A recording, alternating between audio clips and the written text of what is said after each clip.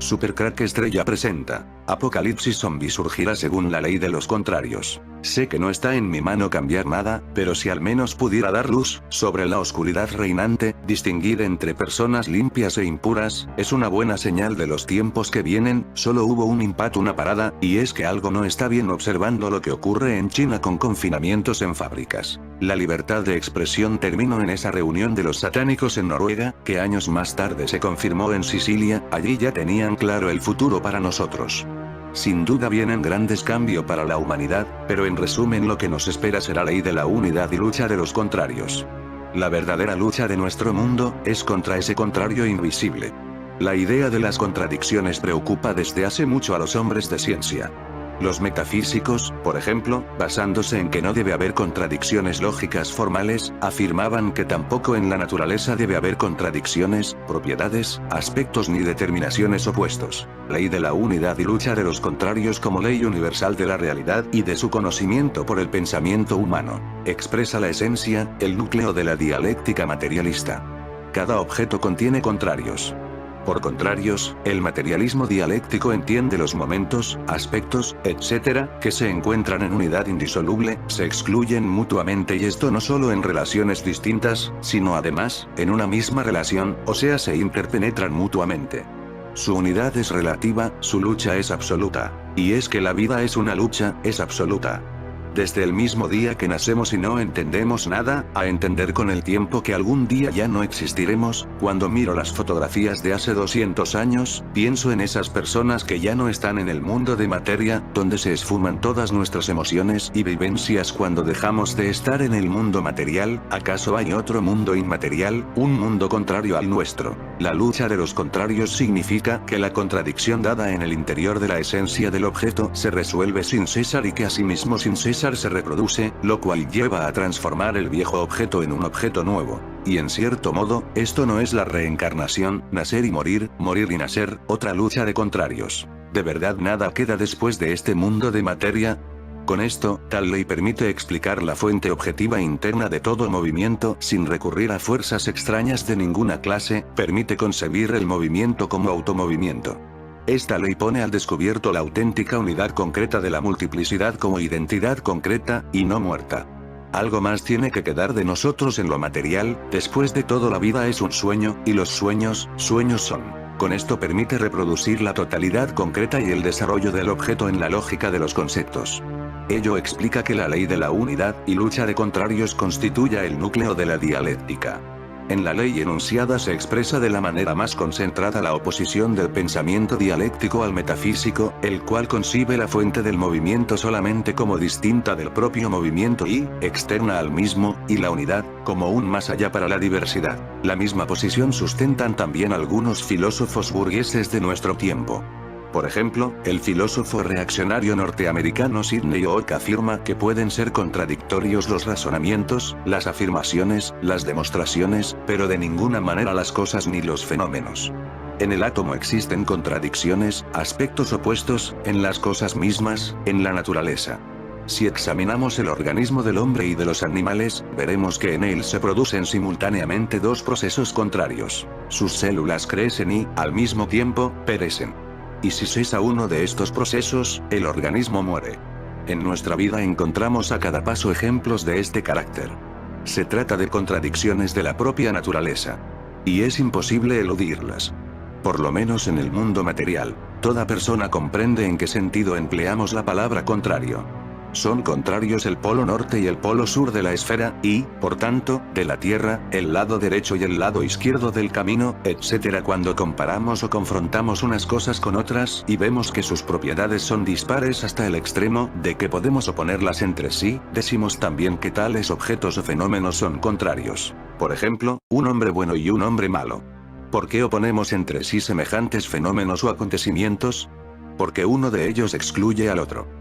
Lo bueno parece alejado, eliminado, excluido de la composición de lo malo, el norte, de la composición del sur, etc. Por lo que podemos decir que todo está interconectado. En realidad somos un todo en uno, todos los seres vivos estamos de alguna manera conectados. No obstante, si el mal y el bien se encontraran siempre tan lejos el uno del otro que no tuvieran nada de común, entre estos dos contrarios no existirían jamás roces, choques, disputas ni discrepancias de ningún género. Dicho, con otras palabras, no habría entre ellos ninguna contradicción. En efecto, cuando surgen contradicciones entre personas diferentes por su carácter y sus opiniones, cuando se encuentran o chocan de alguna manera, pues de otro modo es imposible discutir. Así son precisamente los contrarios. Debemos llamar su atención sobre una circunstancia, sin cuya comprensión les será difícil asimilar cuanto decimos más adelante. Puede parecer que si los contrarios se excluyen mutuamente, entre ellos no hay nada de usual. Así se piensa con frecuencia. Lo blanco no es negro, el sur no es el norte, lo frío no es caliente. Esta opinión es natural. Procede de lo que está en la superficie y salta a la vista. Ahora bien, si se analizan las cosas más a fondo, no será difícil comprender que los contrarios existentes en la vida, en el mundo, no están separados unos de otros por una muralla china. Solo pueden ser comprendidos en su relación mutua. Hemos visto ya que el más y el menos, las partículas de carga positiva y las de carga negativa se hallan en el mismo átomo. En mecánica, la acción y la reacción se encuentran también juntas. Con la misma fuerza que empujen una barca, esta les empujará a ustedes. No hay acción sin reacción. Y en química, contrarios como la combinación y la disociación, es decir, la disgregación, de los átomos son también inseparables. Entre los contrarios que se hayan vinculados surgen siempre ciertas relaciones. De ahí que entre ellos se produzcan roces, choques y discrepancias. Donde quiera que choquen los contrarios, donde quiera que se entablen entre ellos unas u otras relaciones, aparecen siempre contradicciones, ya que chocan tendencias, corrientes y fuerzas opuestas. Por eso la contradicción puede ser definida como la relación entre los contrarios. Los contrarios, a su vez, son partes de la contradicción. Desde este punto de vista un apocalipsis zombie tiene mucho sentido, un mundo de muertos luchando con su contrario, un mundo de vivos. Quizás todas las civilizaciones avanzadas en el pasado tuvieron un apocalipsis zombie. Si las cosas y los fenómenos no cambiaran, si permanecieran inmutables, no habría en ellos contrarios, aspectos ni tendencias que se excluyeran mutuamente. Pero sabemos ya que las cosas y los fenómenos se encuentran en movimiento, cambio y desarrollo eternos. Por eso, en las cosas surgen siempre aspectos diversos, algunos elementos envejecen y caducan, mientras que lo nuevo brota y se desarrolla. En el proceso de desarrollo surgen siempre aspectos, corrientes y fuerzas contrarias, por tanto, contradicciones. Por esta razón surgen siempre aspectos, corrientes y fuerzas contrarias como es un apocalipsis zombie. Los contrarios están vinculados unos a otros. Tal vínculo o nexo es tan estrecho e irrompible que los contrarios no pueden existir fuera de él. Llamamos a este nexo unidad de los contrarios. Los metafísicos niegan dicha unidad. Consideran que cada contrario existe de por sí. En realidad, no ocurre eso. Por ejemplo, la vida de un animal o de una persona consta de dos procesos opuestos. Nacen unas células y se destruyen, perecen otras.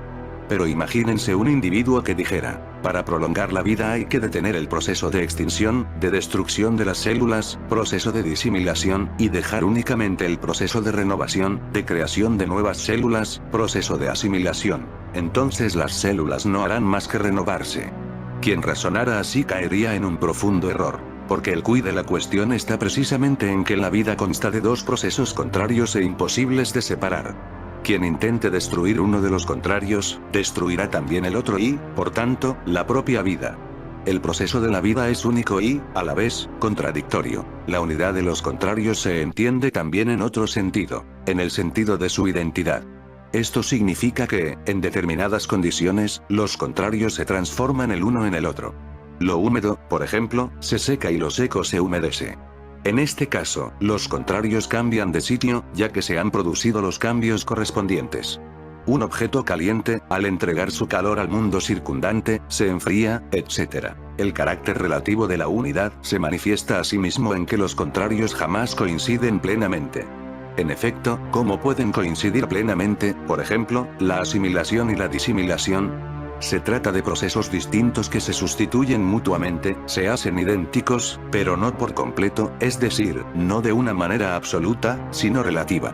Por esta razón los zombies necesariamente tendrían que acabar con el mundo de los vivos, ya que somos opuestos. Entender la doctrina de los opuestos es clave para entender la filosofía de Heráclito y por ello no hemos de caer en el error de pensar que los opuestos son la misma cosa, es decir, oscuridad y claridad no son lo mismo pero sí que son interdependientes, la noche no puede existir sin el día.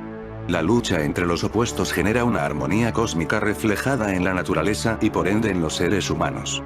Como buen filósofo, Heráclito era un friki de conceptualizar y clasificar, por ello, nos da ejemplos claros de esta unión de los opuestos, agrupándolos de varias maneras. 1. Opuestos que se encuentran en una misma cosa. Fragmento 33. Camino arriba, camino abajo, uno y el mismo. En este fragmento vemos cómo los contrarios arriba y abajo dan lugar a un camino con dos direcciones, de la misma manera que el día y la noche conforman un mismo cielo. 2. Opuestos procedentes de los diferentes puntos de vista al observar un mismo elemento. Fragmento 35. Mar, agua la más pura y la más impura. Para los peces potable y salvadora. Para los hombres impotable y mortal. El mundo está plagado de opuestos que se engendran por diferentes perspectivas, el mismo lodazal es sucio para las personas y un paraíso para los cerdos, como decía mi abuelo, para gustos colores. 3. Otro grupo de contrarios son aquellos que se transforman mutuamente el uno en el otro y el otro en el uno, como muerte vida o despierto dormido o joven viejo, son contrarios mutables, convertibles. Son capaces de cambiar su estado. Los transformes de la naturaleza. Fragmento 44. Como a una misma cosa se da en nosotros vivo y muerto, despierto y dormido, joven y viejo.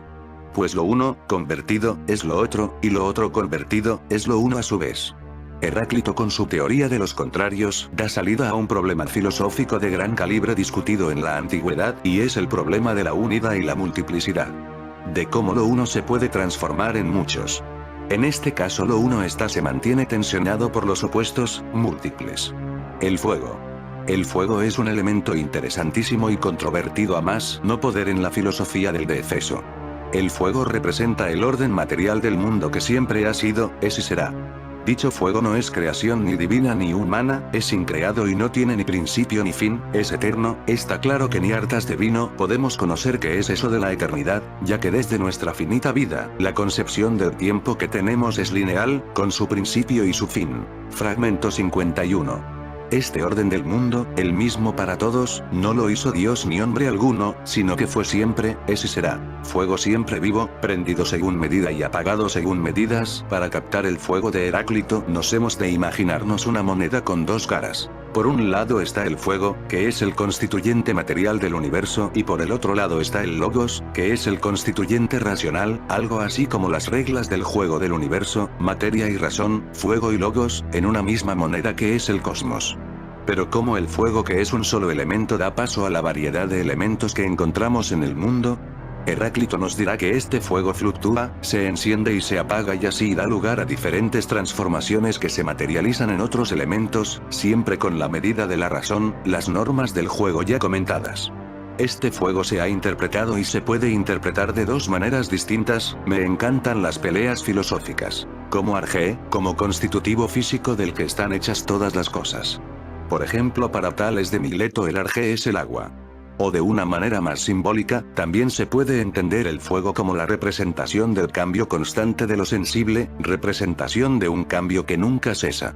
Por ejemplo, nuestro cuerpo desde que nace hasta que muere no para de cambiar. El alma. La doctrina del alma está estrechamente ligada a la doctrina del fuego, el alma es del fuego, proviene del fuego y cómo éste sufre sus transformaciones. Al venir del fuego el alma se apaga con el elemento líquido, por ello se debilita con los placeres alcohólicos, ya que la humedece. Una alma fuerte es para Heráclito una alma seca, vamos que para Heráclito una persona que se quiera dedicar a la filosofía mejor que no se dedique a hincar el codo, pero digo yo también que a veces una copilla con moderación te libera la mente y te suelta la lengua. El alma seca es el alma sabia. Por ello imagino que debió ser pero que muy duro para Heráclito sufrir una enfermedad llamada hidropesía que se caracteriza por grandes retenciones de líquido asociadas a otras enfermedades en el aparato digestivo, o en los riñones, o en otros órganos. Imagino que el filósofo lo interpretaría como símbolo de una alma menos sabia. Por otro lado, se puede interpretar por sus escritos que el alma sobrevivía a la muerte del cuerpo. Fragmento 74. A los hombres, tras la muerte, les esperan cosas que ni esperan ni imaginan.